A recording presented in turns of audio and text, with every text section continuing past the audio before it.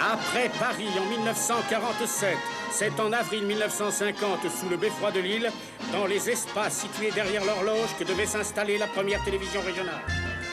Pour prendre son envol, Télé-Lille effectivement va monter haut.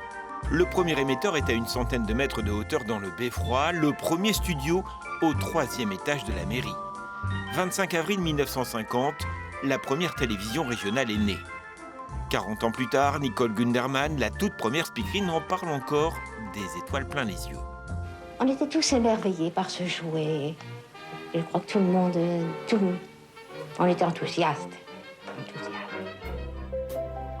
Dans un tout petit studio mansardé, c'était la famille, c'était chez moi. Dans la France d'après-guerre, la télévision est encore inconnue. À peine 4000 téléviseurs dans le pays, 300 dans la région. Avec 2 heures de diffusion par jour, c'est d'abord le divertissement qui porte cette télé naissante. Vous êtes animateur ici, alors vous... Oui. Vous présentez, quoi. Je présente. L'humoriste Robert Lefebvre se souvient de son émission Les copains du samedi. C'était le temps de l'exploit des techniciens de la télévision parce qu'on faisait du direct. Toutes les émissions étaient faites en direct.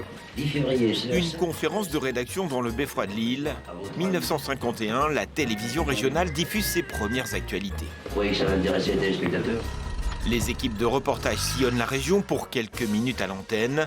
Une chaîne de fabrication qu'il convient alors d'expliquer aux téléspectateurs.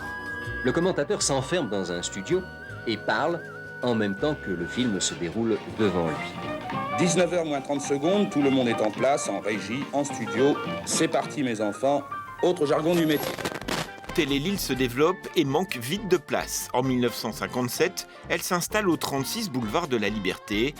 Les actualités s'étoffent, suivies de très près par le pouvoir politique. En 1963, c'est même Alain Peyrefitte, le ministre de l'Information, qui lance le journal régional. La région du Nord, votre région, est à la pointe de ce grand mouvement qui est en train de faire pénétrer le petit écran dans tous les foyers. Ce petit écran dont les téléspectateurs parlent alors comme d'un compagnon de vie. Avec le télé, elle nous boit du feu, elle boit du café, elle boit un verre de vin. Et puis alors là, elle ne bouge pas, elle est bien. La technique évolue. Le 1er octobre 1967, la télé prend des couleurs. Et voici la couleur, au jour fixé et à l'heure dite. En 1975, Première. Télé-Lille devient FR3 Nord-Picardie. Le nom change, pas la mission. Informer, divertir. La télévision comme un miroir aussi de la vie de la région. Des images et des voix pendant 40 ans. Celle de Jean Crinon a raconté le sport, avec les moyens du bord pour les images, comme pour les matchs de football. Notre caméraman allait là-bas, il était tout heureux lorsqu'il avait un but. Alors quand le score était de 3-0, qu'on en avait qu'un, on en était tout heureux, on le faisait passer 3 fois.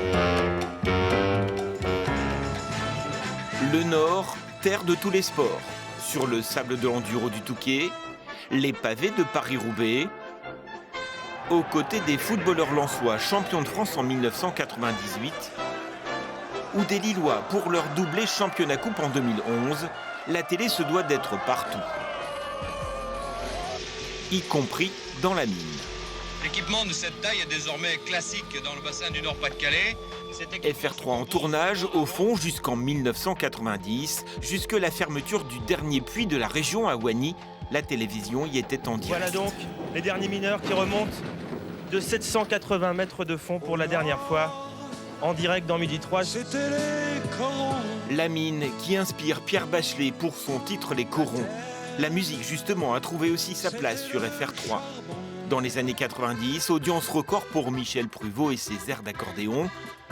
On chante, on danse, on mange aussi. Goûtez-moi ça, la télé s'invite dans la cuisine de Pierrot. L'émission connaîtra un énorme succès. C'est mes petits oisillons, goûtez-moi ça. La télévision est aussi dans la rue, du carnaval de Dunkerque aux parades de Lille 2004, puis de Lille 3000, inoubliable moment de ferveur populaire.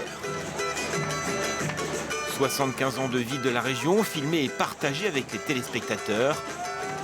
Marcel Colpin, le premier technicien de Télé-Lille perché dans son beffroi, n'avait-il sans doute jamais imaginé une telle aventure.